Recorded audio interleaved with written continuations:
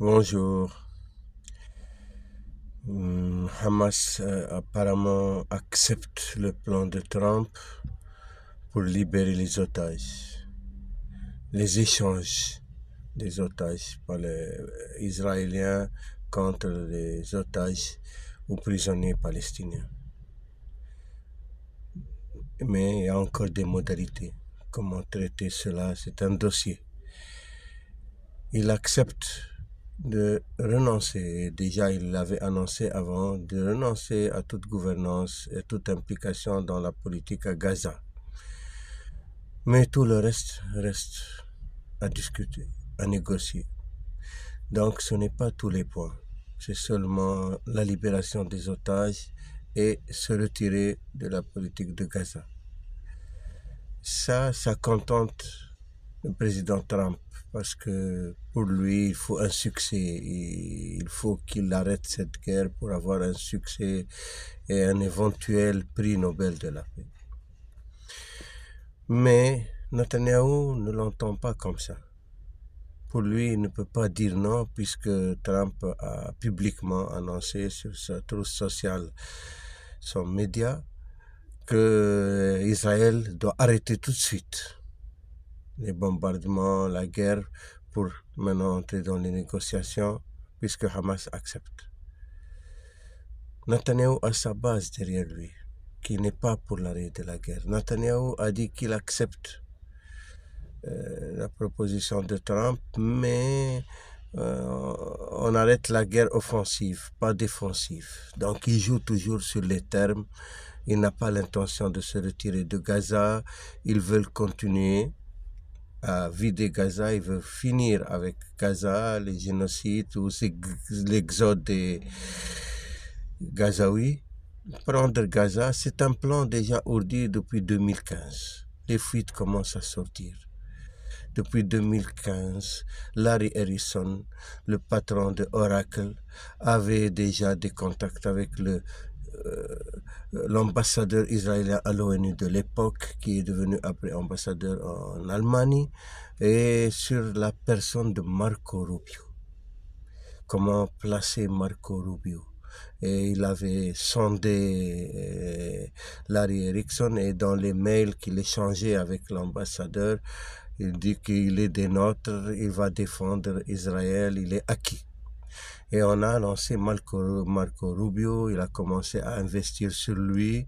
Il s'est présenté candidat à la présidentielle. Après, il a rejoint Trump en négociant pour le poste de ministre des Affaires étrangères, ou secrétaire d'État aux Affaires étrangères. Il est là. Le même Larry Ellison, le milliardaire, qui maintenant achète TikTok avec un pool de financiers dans BlackRock, Vanguard, mais c'est lui le patron. Et il achète TikTok aux États-Unis pour justement contrecarrer cette montée de haine contre Israël et le retour de bâton après ce qui se passe à Gaza et le génocide que tout le monde reconnaît, que l'ONU reconnaît, que la Cour pénale internationale reconnaît, que la Cour de justice internationale reconnaît, que Netanyahou et Gallant sont inculpés pour le crime contre l'humanité et génocide. Donc, il faut maintenant travailler sur les médias. Ils payent même, Israël paye en ce moment $7,000 tout influenceur qui a du poids et qui parle du bien d'Israël. Donc, ils sont arrivés à un désespoir. Parce que si l'opinion américaine se retourne contre Israël, c'est fini d'Israël. Les politiciens n'ont plus le choix. Sinon, ils ne seront plus élus. Maintenant, Netanyahou va louvoyer encore avec le plan de Trump.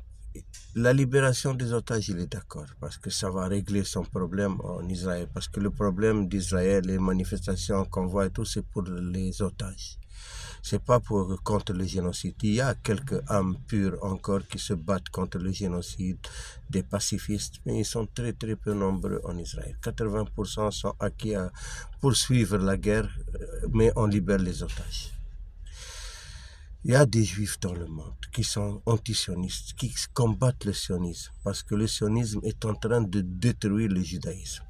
Les juifs dans le monde entier sont impliqués dans cela par Israël, parce que Israël se substitue aux juifs du monde entier. C'est comme si elle représente les juifs du monde entier. Et ce gouvernement-là, il est haï de beaucoup, de la majorité même des juifs dans le monde. Surtout les âmes nobles qui sont vraiment juifs, qui respectent les 10 commandements, tu ne tueras point, tu ne voleras point, tu ne convoiteras pas l'âne, le bœuf, la femme de ton voisin.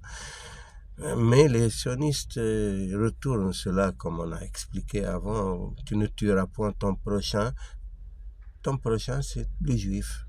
Les autres, tu as tout pouvoir. Tu ne voleras point, tu ne convoiteras pas l'âne, le bœuf, la femme de ton voisin, c'est ton voisin le juif. Les autres, tu as tout pouvoir. Ça, malheureusement, cette déviation du judaïsme a créé dans le temps déjà des problèmes tragiques pour le peuple juif. Et ça va se répéter. En continuant comme ça, Netanyahou entraîne les juifs du monde entier vers une catastrophe qui va tôt ou tard arriver. C'est pour ça que beaucoup sont conscients parmi le peuple juif et qui veulent arrêter cela et se repentir devant le monde entier et même accusent Israël de ce que tout le monde accuse. Que ils ne représentent pas les juifs, que c'est des génocidaires qui sont au pouvoir. Maintenant, les Palestiniens doivent se battre pour leur territoire. Personne ne va leur accorder comme ça la libération. Ils sont sous occupation. Un peuple sous occupation a le droit de combattre, a le droit de résister et a le droit de porter des armes. Donc, en enlevant les armes de Hamas et des fractions palestiniennes à Gaza, qui sont les seules à se battre, on liquide le problème palestinien. On voit le monde entier qui est impuissant devant Israël, qui tue des enfants, des femmes, qui empêchent même le lait maternel, le lait infantile d'entrer. Il y a une flotte de 49 pays, 50 bateaux, 500 personnes arrêtées par Israël et comme des terroristes parce qu'il amène du lait infantile pour les enfants de Gaza qui meurent de faim et qui sont tous les jours des enfants meurent. Mais alors qui va les arrêter plus tard? Les Palestiniens sont dans un dilemme inextricable, à moins d'un miracle. Les pays maintenant arabes timidement essayent de régler ce problème. Il n'y a que l'Iran et les Yéménites qui vraiment soutiennent, et le Hezbollah s'il revient dans le champ de bataille parce que Israël veut aussi désarmer le Hezbollah, ce qui est impossible. L'État libanais n'entrera pas en conflit avec Hezbollah pour une guerre civile que veut provoquer Israël et les États-Unis et ceux qui sont impliqués, surtout le jeu des Britanniques est trop subtil. Ils sont derrière toutes les sauces. On a amené même Tony Blair pour gouverner plus tard Gaza. Tony Blair, qui est l'ami aussi de Larry Ellison, qui l'a financé à 350 millions de dollars dans son Tony Blair Institute, soi-disant pour le changement. Et là, tout ce groupe-là, donc Larry Ellison, Tony Blair, Marco Rubio et Jared Kushner, qui fait la jonction avec Trump. Le plan de Rivera n'est pas sorti comme ça d'un chapeau. C'est une histoire ancienne qui se prépare. Et ils n'ont pas renoncé. Ça, c'est certain. Et la guerre à Gaza ne va pas s'arrêter. Et au Liban non plus. Et en Iran, c'est imminent. Les Iraniens et les Américains s'apprêtent imminemment. La réunion des 800 généraux qui ont été humiliés par Pitt, c'est le secrétaire d'État à la guerre. Ce n'est plus le secrétaire d'État à la défense. Ils ont changé le nom, secrétaire d'État à la guerre. Donc c'est ministère de la guerre. Et il a dit devant les généraux, nous on est en guerre, on ne fait pas la défense. Et celui qui n'est pas content, il n'a qu'à démissionner. Donc c'est un problème énorme aux États-Unis, même à l'intérieur des politiques et de l'armée, et avec les politiques et les populations. Il y a partout des manifestations, Chicago, New York, Los Angeles, San Francisco, et Trump prend la parole après Pitt et il demande que l'armée, et déjà Pitt a dit que l'armée doit se déployer à Chicago, New York, Los Angeles et San Francisco pour mater toutes ces manifestations.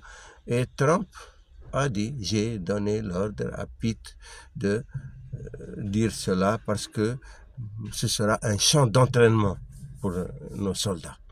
Donc, c'est un ministère de la guerre, que ce soit à l'intérieur des États-Unis ou à l'extérieur des États-Unis.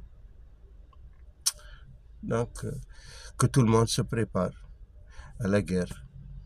Et les Britanniques, comme on a dit, le jeu subtil derrière, ils sont dans le champ de bataille avec les Américains et les Israéliens. Ils vont se battre contre l'Iran. Comme aussi en Europe, en Ukraine, ils sont là-bas, c'est eux qui pilotent avec l'OTAN pour peut-être entrer en conflit avec la Russie. Ils sont en conflit, ils sont derrière l'Ukraine depuis longtemps, mais là, ça peut être ouvert entre l'OTAN et la Russie. Et Poutine a pris la parole à Valdai, dans le forum de Valdai, comme d'habitude à Sochi, chaque année, et il a dit clairement que les Européens cherchent la guerre, mais il les a avertis. Et que les paroles de Trump, que la Russie est un tigre en papier, alors l'OTAN c'est quoi? Si c'est la Russie qui est en train de donner une raclée à l'OTAN en Ukraine, combien d'officiers de l'OTAN ont été tués, combien de soldats, que ce soit polonais, que ce soit de tous les pays qu'on amène, et surtout l'armée ukrainienne décimée. Ils ont pris tout le Donbass et ils vont aller jusqu'à Odessa. Et on dit que c'est une armée de tigres en papier, alors qu'elle se bat contre 51 pays de l'OTAN. C'est de la folie. Les gens ne sont pas conscients. Ces politiciens, ils croient en eux, ils croient en leur force, alors qu'ils se font... Même Israël, maintenant, on est 2 ans à Gaza. Qu'est-ce qu'elle a fait? Est-ce qu'ils ont libéré les otages par la force, tous par les négociations qui ont été libérées? Est-ce qu'ils ont éradiqué Hamas? Non. Et s'ils veulent obtenir par la paix ou par la ruse ou par la négociation ce qu'ils n'ont pas obtenu par la guerre? Ça va continuer. Et Israël, en ce moment, ont des fous, des génocidaires à la tête du gouvernement. Et malheureusement, ils tiennent la politique des États-Unis. Il y a même Tucker Carlson qui a dit ça publiquement dans sa chaîne, que des officiers israéliens ont fait irruption au Pentagone, dans les centres de commandement pour donner des ordres. Non, on veut ceci, il faut faire ceci, il faut faire cela. Il a dit c'est inacceptable. Nous, un pays qui se dit un pays fort, avec un pays petit, faible, et qui nous donne des ordres. On est commandé par Israël. Et c'est pour ça que cette réunion qu'il y a eu entre les 800 généraux, elle a montré vraiment la fragilité des États-Unis en ce moment. Si le président et le ministre de la guerre ou de la défense osent parler à des généraux et des amiraux de cette façon, c'est qu'il y a un vrai problème aux États-Unis. Et ils veulent entrer en guerre. Donc ils veulent signer leur fin, tout simplement. Parce que ni l'Iran a peur, ni le Yémen a peur, ni le Hezbollah a peur, ni la Russie, ni la Chine, ni qui que ce soit, ni la Corée du Sud, ni le Venezuela même. Ils veulent attaquer le Venezuela. Le Venezuela se prépare. Partout où ils vont aller, ils vont le regretter. Pourquoi toutes ces guerres? Qu'est-ce qu'ils veulent dans cela? À qui profitent ces crimes? À qui profitent ces guerres? Il est temps de réfléchir à qui profite le crime. Je vous laisse réfléchir à cela et donner vos opinions. Merci.